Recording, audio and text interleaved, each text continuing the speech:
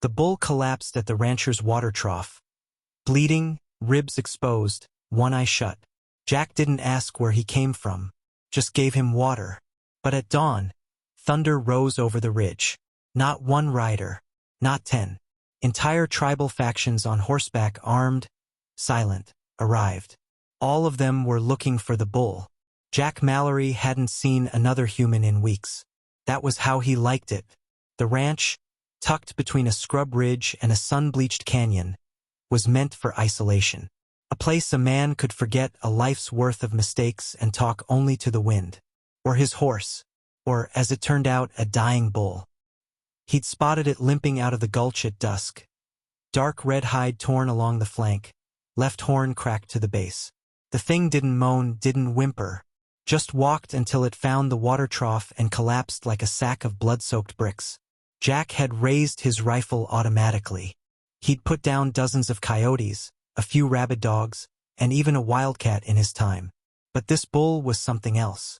It stared at him with one good eye, and in that eye was no fear, just weariness. Old human knowing.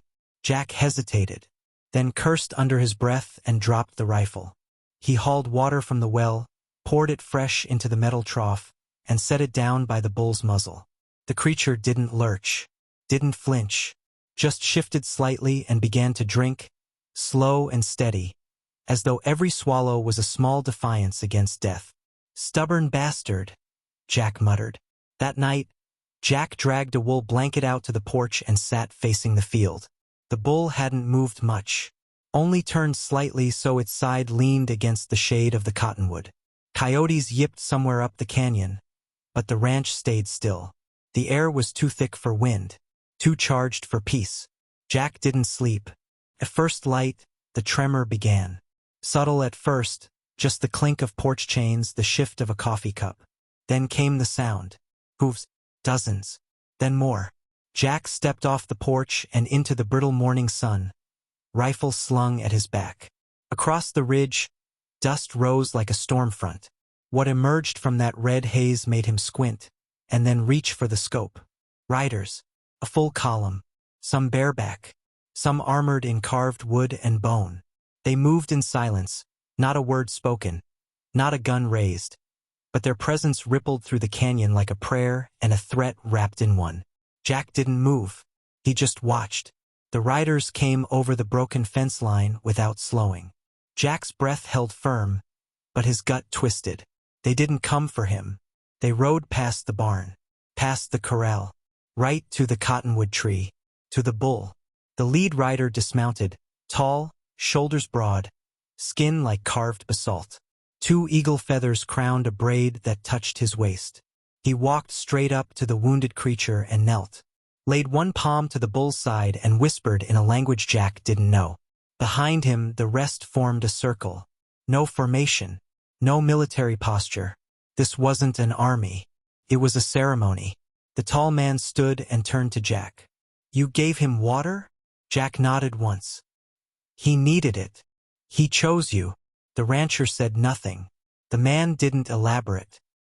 He knelt again, unstrapped a leather pouch, and began tending the bull's wounds with a mix of ash, salve, and crushed leaves. A young boy approached with a stone bowl filled with something smoking. Another girl hummed low, barely above a breath. This wasn't just tending. This was reverence. Jack shifted his weight, hand grazing the edge of the rifle stock. Not out of threat, habit.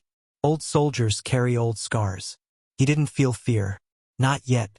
But something had changed in the dirt under his boots. The land itself seemed to hold its breath. "His name's Voro," the man said finally. "Bloodhorn bloodline. First to walk the mesa. Old enough to remember the stories we forgot." Jack squinted. "You saying this bull remembers?" "Not in your way, but yes." A shadow passed over the sun. Jack looked up. Another column of riders was cresting the ridge, this one slower, carrying banners. Symbols carved in obsidian. The kind Jack remembered from textbooks, from museum windows, the kind of history that bled. "How many of you are there?" he asked. The man didn't answer. Instead, he said, "The land remembers who listens, and who steals."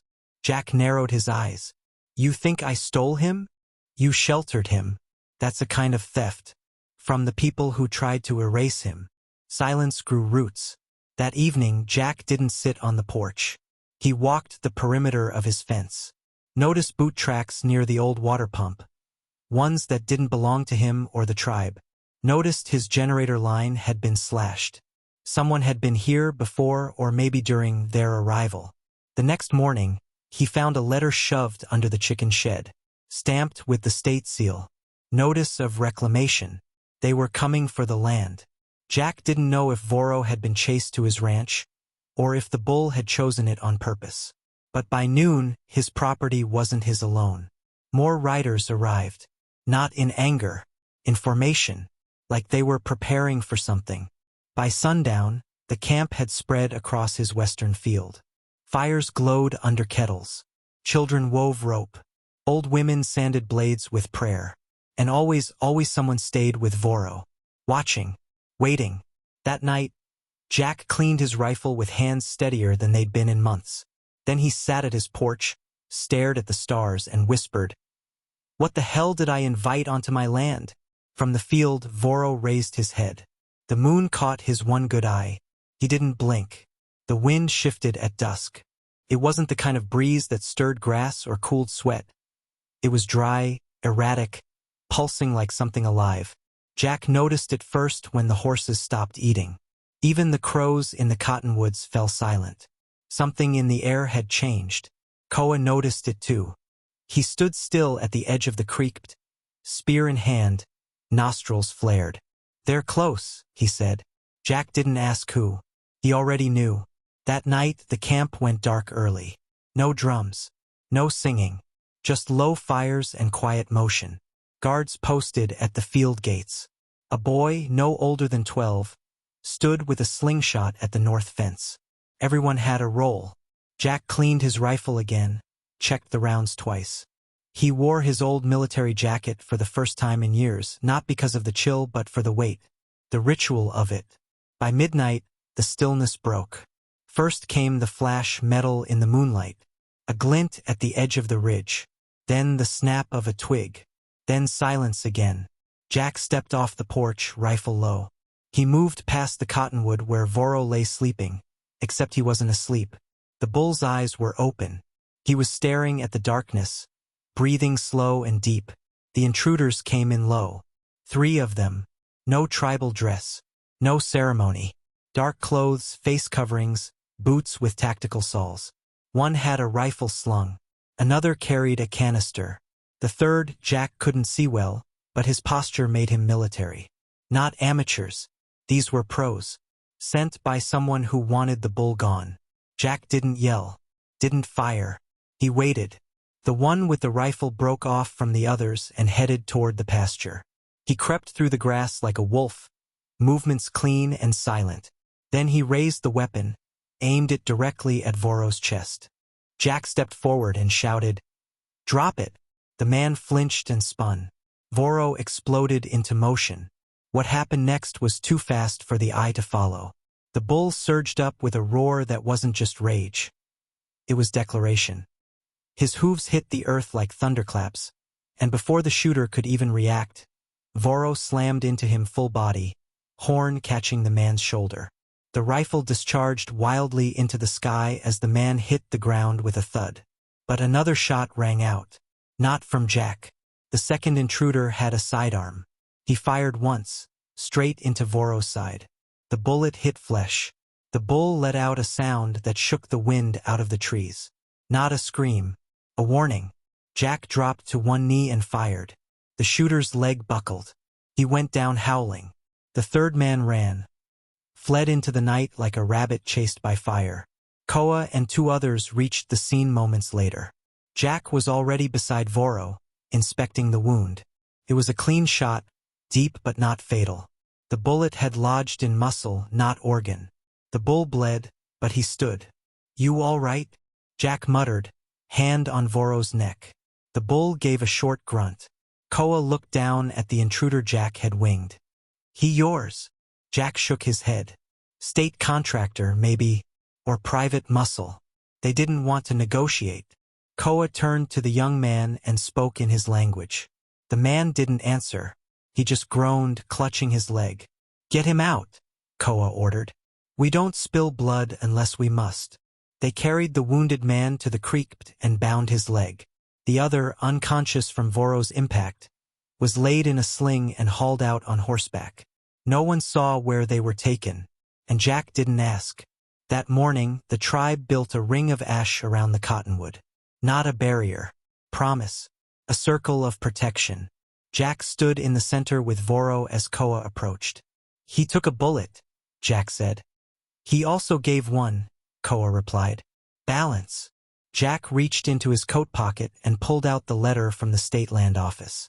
He held it between two fingers, then dropped it into the fire. "I'm not moving," he said. Koa's jaw flexed. "Then you'll need help." Word traveled fast. By noon, a lawyer showed up in a dusty pickup, recommended by one of the tribal elders.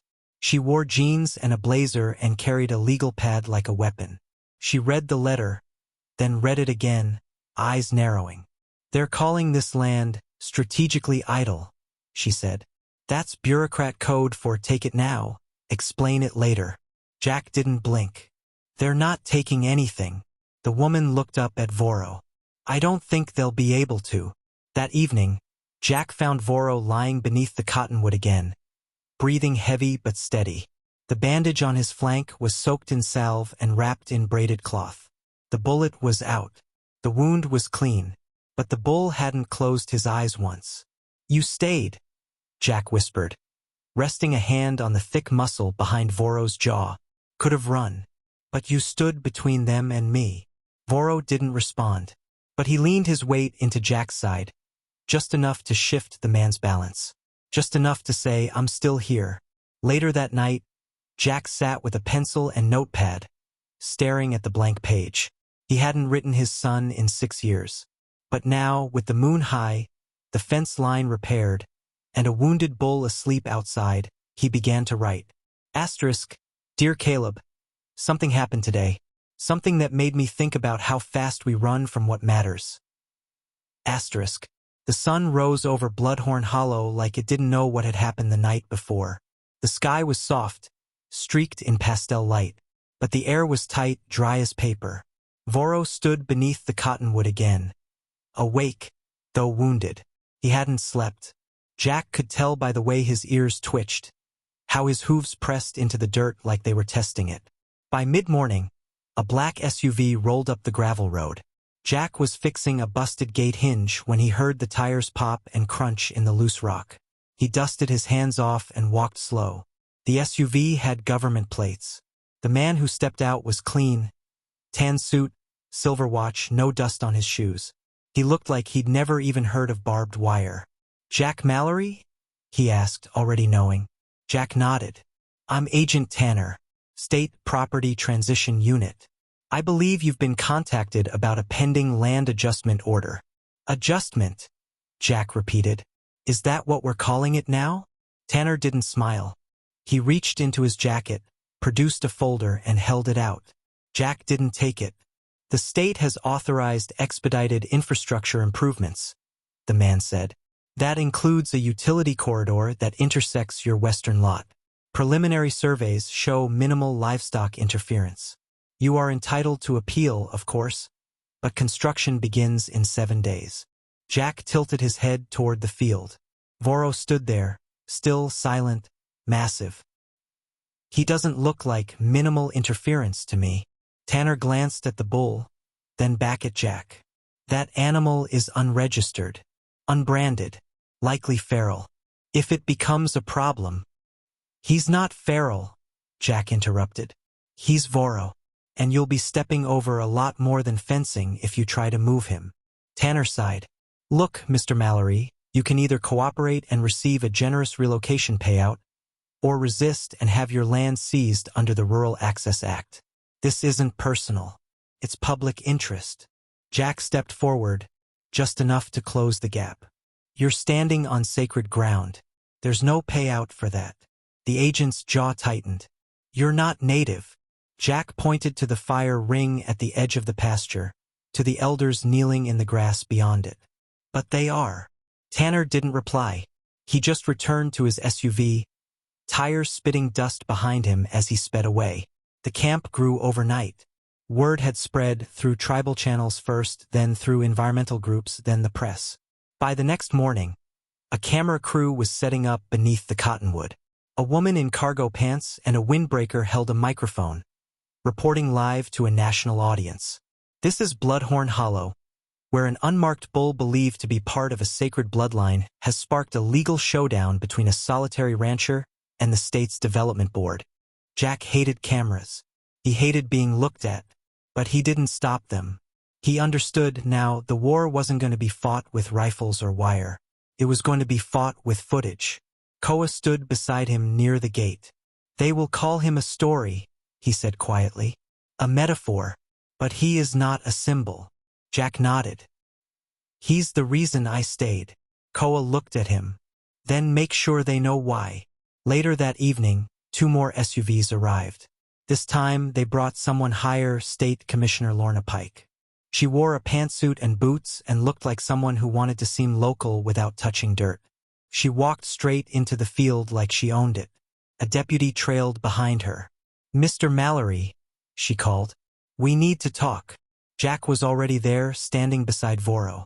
"This is your last informal notice," she said, holding out another folder. "You're in violation of state development statutes. Failure to vacate the western field will result in mechanical clearance." Jack took the folder, opened it, and pulled out a glossy map. A red line ran straight through the cottonwood. Through Voro. "You're gonna bulldoze a sacred animal," he said flatly. "On live television?" Pike's face didn't move. "There's no legal precedent for a bull being sacred." Behind her, a chant started up. One of the elders had begun singing. The others joined in. Drums, low and slow, like heartbeat thunder. Jack folded the map and handed it back. "You'll have to come through me." Pike narrowed her eyes. "Then we will." That night, the war began. Not with bulldozers. With headlines. The footage of Voro standing in the path of the red tape officials went viral. Clips of the tribal riders, the ash circle, Jack refusing to accept the document. All of it trended by morning. Hashtag stand with Voro. Hashtag Bloodhorn line. Hashtag you move we stand. People began arriving from the cities. Activists, journalists, volunteers. They brought food, water, generators. One woman set up a solar-powered media station. Another painted a mural of Voro across the barn. Red, massive, glowing like a storm god. Jack didn't ask for any of it. But he didn't stop it either. His son called that night. He didn't answer. Instead, he sat by the cottonwood with a notepad, staring at the tree as Voro lay beside it, breath rising in thick, slow rhythm. "I thought I'd buried myself out here," he whispered. "Turns out I was planting something." Voro flicked an ear, but didn't move. A coyote howled in the hills, and far off, from the west, the grinding rumble of heavy equipment echoed through the dirt. The sun came up red. Not warm, not gentle, red like smoke. Like warning. The wind carried the scent of oil and cut metal. Jack knew that smell. It was the same stench that lingered after a wildfire or a military convoy. One that didn't belong on sacred ground. By 9 a.m., the convoy appeared. A semi-truck with a flatbed trailer. On it, a compact bulldozer with chrome teeth and fresh paint. 2 county-issue trucks followed, flanked by a pair of state police cruisers. Behind them rolled a black utility van. Unmarked, but no one was fooled. The earth trembled slightly as they pulled onto the road leading to the western field. People stood waiting. Tribal riders lined the fence posts, still and upright. The children had been moved to the creek. The elders stood beside Jack and Koa beneath the cottonwood. Activists formed a line along the property markers, holding signs, phones, and hands. And at the front, where the grass dipped into the field's center, Voro stood. Bandages still wrapped his flank. The bullet wound had scabbed over but not healed. Yet he stood, massive, unmoving, his hoofs planted in the dirt as if he'd fused with the land itself. The bulldozer roared to life. The woman from the state, Commissioner Pike, stepped out first. Same pantsuit, Same sharp eyes. No words this time. She walked past Jack without even looking at him. She pointed to the field. The bulldozer driver hesitated. The machine clanked off the trailer. Its engine growled low and mean, metal grinding like a mechanical predator. It rolled forward slowly, blade lowered. Each foot of progress kicked dust into the wind. Still, Voro did not move. The crowd held its breath. 10 feet. 7. 5. The driver leaned out, shouting over the engine. Get it out of the way. Jack didn't blink. He stood with his rifle strapped across his back, arms folded. Koa stood beside him with his spear buried point down in the dirt. Then the bulldozer's blade touched Voro, and the machine stalled. The driver throttled. Nothing. The engine screamed, coughed, and choked. Smoke billowed. Voro hadn't moved, but the metal under him vibrated violently, like the machine had hit something it couldn't understand. The driver cursed and climbed out, hands up. He's not budging, and I'm not ramming a bull with that look in his eyes. Commissioner Pike stepped forward, seething. This is a stunt, she snapped. Jack finally turned to her. No, Commissioner. This is a line, and your machine just found it. A murmur moved through the crowd. Phones recorded. The live stream audience jumped by tens of thousands in minutes. Then someone began to sing. Low, steady. From the camp. An elder woman, eyes closed, arms outstretched. Others joined her. A song of standing, of soil, of memory. Pike's radio crackled. A voice from the other end. Ma'am, the governor's office is watching this now. She stiffened. A second voice. Twitter's blowing up. There's drone footage. The commissioner stepped back. She looked at Jack. Really looked. For the first time. This won't end here, she said. Jack nodded. No, ma'am. But it started here. They left without the dozer. Not out of defeat, but out of delay. The machine stayed where it died, smoke curling from its hood like a failed threat. The state vehicles turned around slowly, tires kicking rocks, engines low. Jack watched them leave, but he didn't celebrate. He turned to Voro, still standing like a monument. And for the first time, Jack knelt. He placed one hand against the bull's chest, feeling the slow rhythm of breath and blood. You did it, he whispered. You stopped them. Voro exhaled hard through his nose, nudging Jack's shoulder with his massive head. It wasn't affection. It was reminder. Not done yet. That night, Jack sat at the edge of the pasture with a portable radio and a cold cup of coffee. The air was warm, but he felt something colder pressing in around the edges of his chest. He didn't hear his son approach. Thought maybe you'd be at the center of all this, Caleb said. Jack turned slowly, eyes wide. His son stood in the shadows of the barn. Taller now, older, sunburned in that same stubborn way. I saw the feed, Caleb said. Saw him. He stepped into the light, nodding toward the cottonwood. Hell of a bull. Jack opened his mouth, but words caught. So he nodded and said, You hungry? They ate beans and fried bread by the fire while the chants in the distance faded into sleep. Caleb asked questions. Jack answered what he could. Eventually, they stood together at the fence, side by side, staring at the sleeping silhouette of the bull. He's not yours, Caleb said. No, Jack answered. But I think I'm his. Got it crystal clear. From part 5 onward, everything will be written in full cinematic paragraph form only. No line breaks, no screenplay formatting, no clipped dialogue. Just immersive, structured storytelling. Morning in Bloodhorn Hollow began with silence, not peace. It was the kind of silence that followed after something immense had held its ground and refused to be moved. The failed bulldozer still sat in the middle of the field like a forgotten relic, its engine quiet, the blade stained with dust and pride. Around it nothing stirred, no birds, no breeze, no speeches, just the low hum of endurance. Voro stood where he had the night before, unmoving except for the slow, deliberate shift of breath beneath his ribs. His wound was healing, but he bore himself like something that had already transcended pain. The bandages had been replaced that morning by strips of cloth dyed with tribal ink, marked with protection glyphs. prayers and patterns older than law. Jack woke to the smell of mesquite smoke and riverbed ash. He stepped off the porch slowly, coffee in one hand, the other brushing the rifle out of habit, not fear. Across the camp, he saw Caleb speaking with Koa, nodding, asking questions. His son didn't look like a visitor anymore. There was dust on his sleeves and cedar strands in his hair, as if the land had accepted him faster than Jack ever could. Jack felt something stretch and crack deep in his chest. Regret, probably, for all the years wasted. But also something closer to relief. Maybe there was still a future, even in a place the government had already crossed off the map.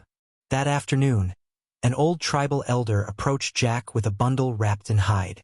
No words were exchanged.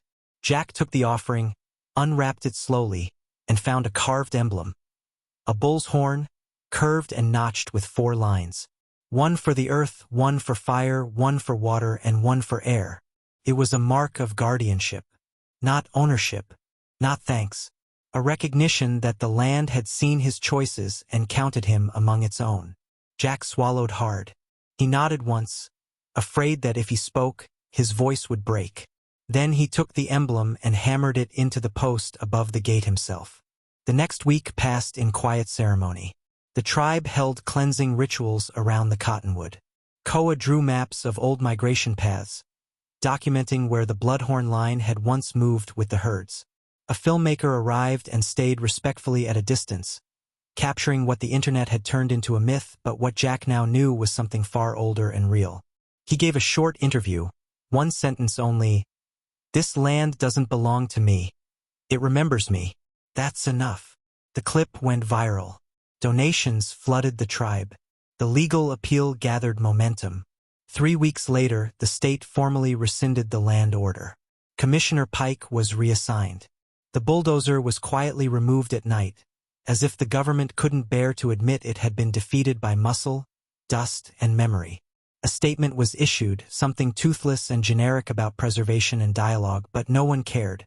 The victory had already been carved into the soil. One morning near the solstice, a new wooden sign appeared at the ranch gate. It wasn't official. No one had claimed to put it there, but it was sealed in protective varnish and mounted clean. It read, "Bloodhorn Hollow, protected by earth and bone." Below that, in smaller letters, "No trespassing without purpose." Jack let it stand. He never touched it. Caleb stayed on the ranch. Not permanently, not yet, but long enough to fix the west fence, long enough to relearn his father's rhythm. One evening, they rode out to the northern ridge and watched the sun fall behind the hills, casting the whole hollow in golden shadow. Caleb said, "I used to think you were just hiding out here. Now I think maybe you were standing watch." Jack didn't answer. He didn't need to. Voro spent most days near the cottonwood. He walked occasionally to the spring, where the water ran clearer than it had in years. Sometimes he'd stare out across the field, ears twitching toward some sound no one else could hear. And when children approached, he'd lower his head so they could press their palms to his hide and whisper names they wanted the wind to carry. One of the elders said he was listening to what came next. That bulls like Voro weren't made to just survive. They were meant to outlive. Jack didn't argue. He built a new bench beneath the cottonwood. Not a tribute, just a place to sit, to watch, to wait. And one afternoon, as thunder rolled gently far beyond the hills, he sat beside Voro, watching storm clouds build. The bull let out a low rumble of breath and shifted closer. Jack leaned back, exhaled, and smiled. Not because he'd won, but because he'd finally remembered what mattered. Voro closed his eyes. The earth beneath them didn't move, but the wind did.